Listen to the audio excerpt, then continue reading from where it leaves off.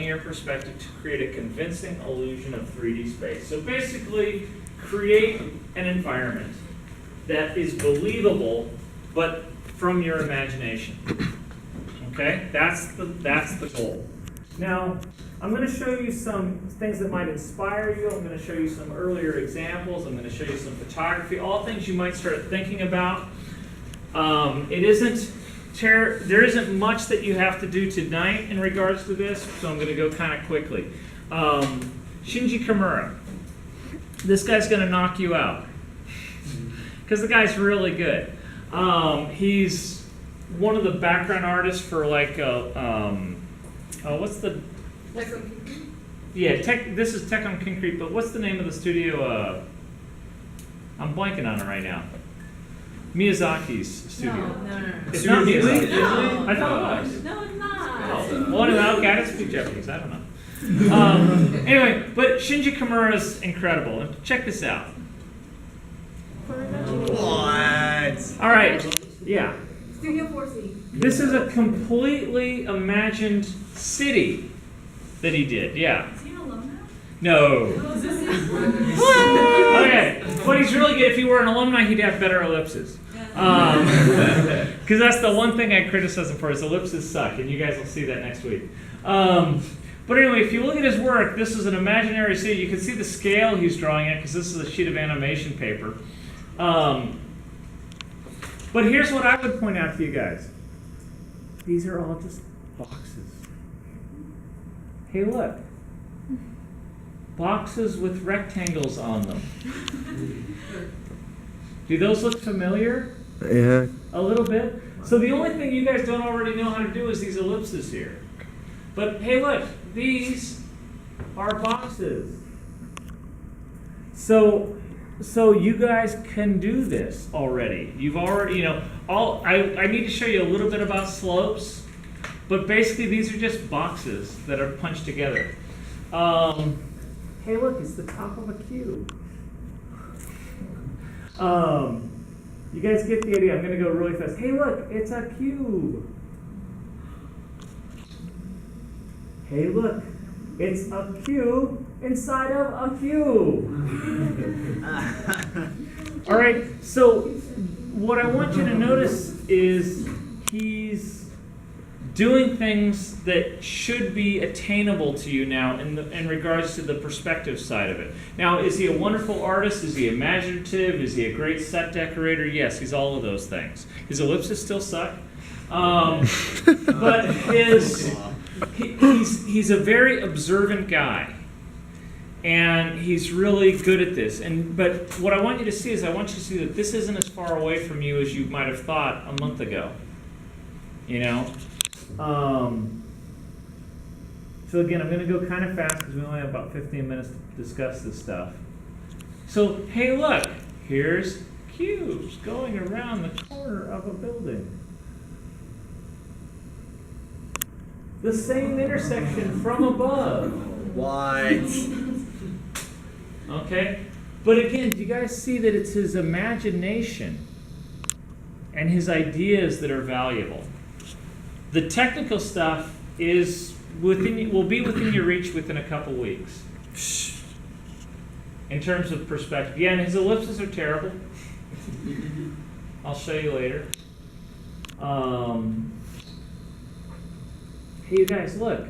It's a cube on a gridded floor. And I love this one because this one looks so complicated and it's one-point perspective.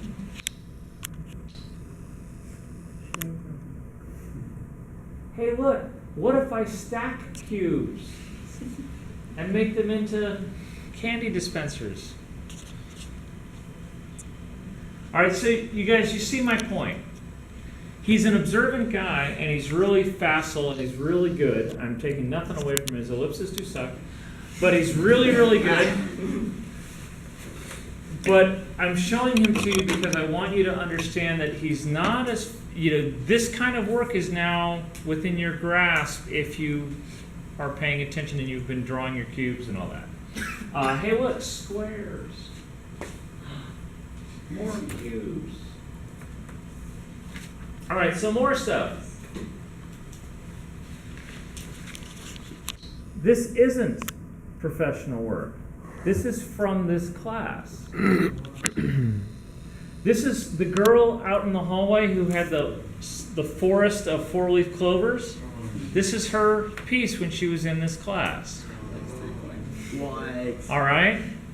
And I used to not call it the Cube City Project. I called it the Metropolis Project, and I made them design a building and do a layout drawing for a fictitious Superman movie, where they had to do the building next to the Daily Planet, you know, like the one that was unimportant, and they had to design it and then do a still life and then do a layout, and all of this is from our imagination, but referenced, you know, referenced like building reference and stuff, but this was all drawn and constructed, all right?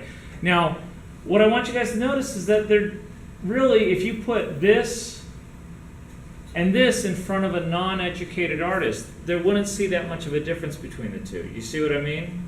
So if you guys have the mechanical knowledge, you're in pretty good shape. Question? Yeah. So this is pen? This is pencil. This is graphite. Now, what they did was they would do a line drawing like this. Here's another one. Here's another one. Now, I had people doing this, and it was nice, and it was a good project and all that. The problem was people were spending too much time drawing windows and drawing brick facades and glass and tables, and they were kind of getting distracted from the real goal, which is, I just want you to create the sensation of space. It doesn't have to be New York, and they were getting sidetracked by all the design aspects of this. So I reduced it down. Now, let me go back to that in a second. I have a thing, we're gonna start doing, you're gonna do a first round of thumbnails. You're not gonna spend much time on your thumbnails. You're gonna do your first thumbnails tonight for your Cube City final.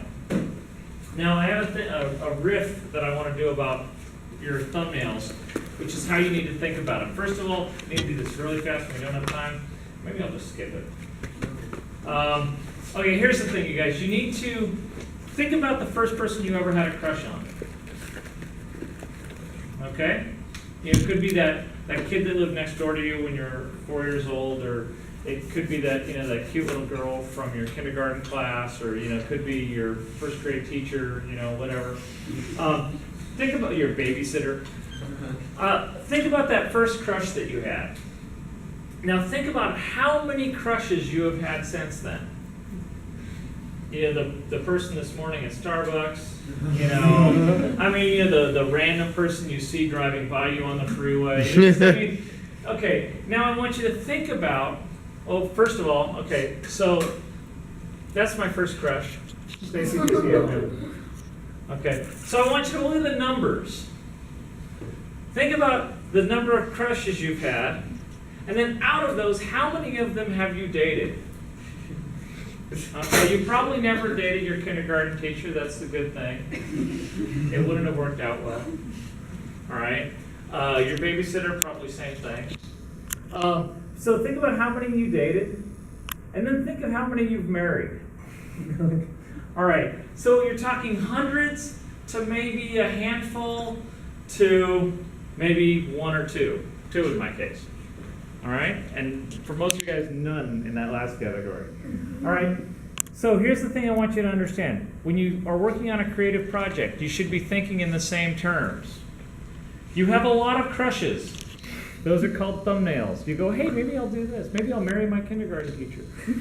And then you go, no, it's not going to work out. So you take the most promising ones, and you date them for a while, until you realize they leave their underwear laying around in strange places. And then you say, screw that, and you go back to your thumbnails and you pick another one. And you date it for a while. And then if you really love it, maybe you marry it. Okay, and you invest a lot of time in them. All right, and then maybe it doesn't work out and you go back to thumbnails. Okay, the first time I ever did this lecture, there was a girl in the front row that was just sitting there like this. And I asked her afterwards, Joanne, what do what's going on? She says, I'm going to go home and I'm going to tell my boyfriend, sorry, you're just a sketch. That's hilarious. I love that. I wonder, anyway, so the same ratios apply. So, you guys, these are student thumbnails.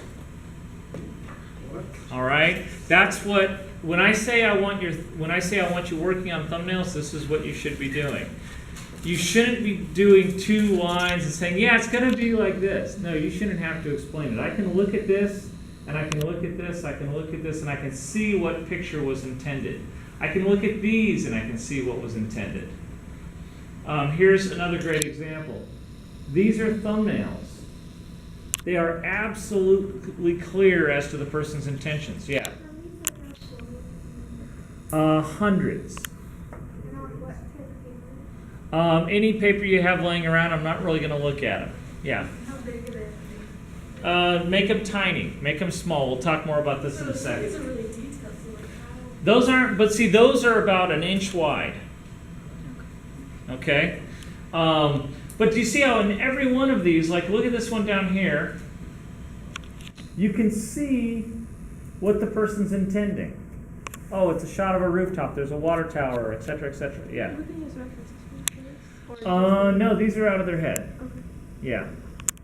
Now, there is a role for reference, and we'll talk about that.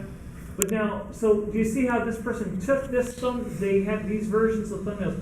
They're doing more than one version to get to this. And then when they get to that, then they turn it into this. And that's a sketch. Do you see what I mean? What you want to think of is you want to think of these things as your rehearsals. You don't want to turn this in, because I don't know enough of what you're talking about. So you refine it, and I still don't know enough of what you're talking about. So you refine it. Okay, that's pretty good. And then that's what I'm going to look at. Yeah. So we do a thumbnail of a thumbnail? Thumbnails upon thumbnails upon thumbnails. You want to rehearse until you say, yeah, this is the way I want it. Then you do a sketch, and you refine it further, and then you show it to me when it's as good as you know how to make it. Yeah. When are we turning in these thumbnails? You're turning in 4 sketches on Wednesday, and as many thumbnails as it takes you to get to those 4 sketches. Could be in excess of 100. Yes, Joe. Now, for someone who might put too much effort into a sketch, do you suggest a time limit or like a sort of? Yeah, I mean, a time limit for a sketch, like a thumbnail should be a minute or so. Like I do thumbnails in about 20 seconds. You know, but 20 seconds to a minute, they're thumbnails. They're quick. They're ideas. Okay? You then scribble down the idea, then your sketches, maybe you spend an hour on a sketch. Maybe you spend 20 minutes on a sketch. Maybe you spend 10. You know, but I wouldn't spend more than, really, if you're spending more than 30 minutes on a sketch, it's too long. A sketch, you should be able to do a sketch in 20 minutes. Yeah. So we're doing building? Hang on, wait, hold that thought. But those sketches are, the thumbnails are super detailed. How is that possible to do that in like a minute? How is that possible to do what? In a minute, like the other These? No, like go back the like other 2. one. You can do these, I could do that in a minute. Well, you could, but I Okay. Could you All right, go so back, like, spend a couple minutes then. But hang on, you guys, hold this thought. I'll show you more examples in a second. But my point is, don't turn in stuff that has unanswered questions. Know what you want to do. That's the point. It's not about how long they take. It's about if I look at it, I should be able to envision the final project, the final product. And the greater the degree that I can do that, the better. I'm going to skip over this one for time's sake. So this is where people eventually went with these. This was their line drawing. This is the girl who did the Japanese girl with the umbrella out here. This was her piece when she was in my class. And then she painted it in gouache. Okay? And what was awesome was that she got this far, but the, shit, we're never going to make it. I'm going to have to do this really fast. Okay, 5 more minutes. Tell me in 5. So it's great that she got to this, but actually this is more important. Getting to value is more important than all the bells and whistles and all the windows and trees and cars. So what I did was, I'm going to skip through these. Okay, visual decision, make it visually. Put 2 ideas side by side, you'll know which one's better. Try to work your thumbnails. Should be going from small to large, many to few, fast to slow. You know, that's the way you want to think. You want to think, hey, you know, I like you. You're a nice person. Want to go out on a date? Oh, yeah, sure. You're weird. Oh, okay. You know, okay, that's speed dating. thumbnails are speed dating, all right? Just figuring out who is not an option. Okay, so you work small, it saves time. You're stripping away detail, rendering, all these other things that aren't important. At a small scale, you can make big decisions about lighting, about composition, that kind of stuff. That's what, if you work small longer, this is something, people stay up all night. They pull all-nighters doing final projects. You should be pulling all-nighters doing thumbnails. So you don't need to spend all night working on a finish that isn't a good idea. You see what I mean? You should invert that workflow. Anyway, you want to work evolutionary and generational to get things better and better and better. All right, so I'm going to let them come on, I got to keep going. Just because you sketched out your first idea doesn't mean you should marry it. Now, so here's, I ended up redoing the project where instead of it being the Metropolis project, I call it the Cube City project. It's the exact same thing, except no windows or people or things. But it's shapes that have to feel real. So here's an example. Here's a line drawing. Okay? These are mechanically done.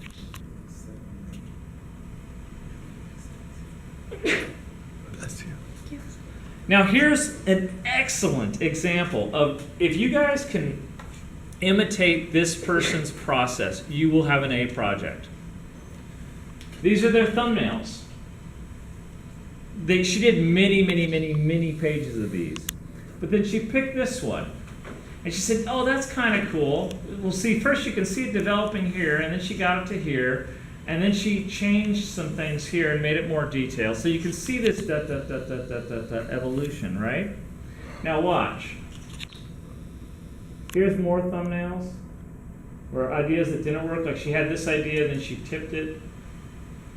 Then these are her sketches. That's her sketch that she turned in. That's the sketch where she had rehearsed it through and figured out what she wanted to do. And then this is her finish. Oh no, that's her line drawing. And then her finish, I think. So here's the thing. Do you see how from that to that it just gets refined?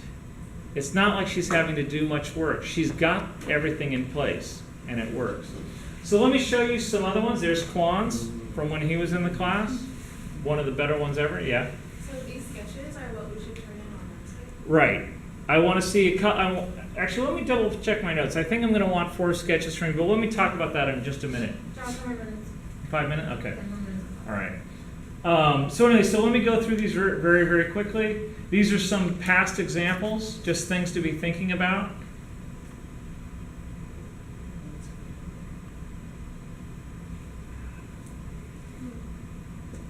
What I want you to notice how they feel like believable spaces. That's what I want you to pay attention to.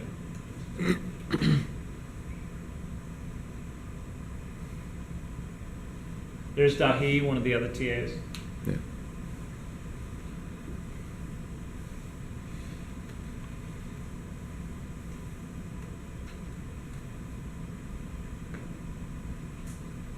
So we're supposed to have our cubes, our cities, our sketches rendered like our cubes? Not that tight, but a fast version of that.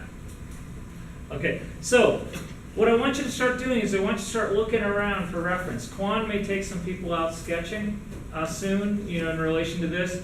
But you guys, do you see how this could easily become the inspiration for a Cube City piece? Or this, or this, or that, or that.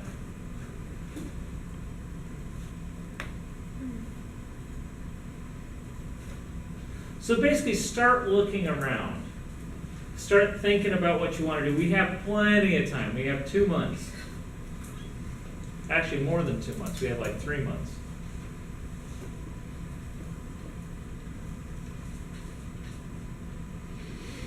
So just start thinking about it, thinking it through. thinking about what you want to do. Look around you a lot, walk through the city, figure out what works for you. Now, you guys, I'll answer some questions in a little bit, but let me do one other thing.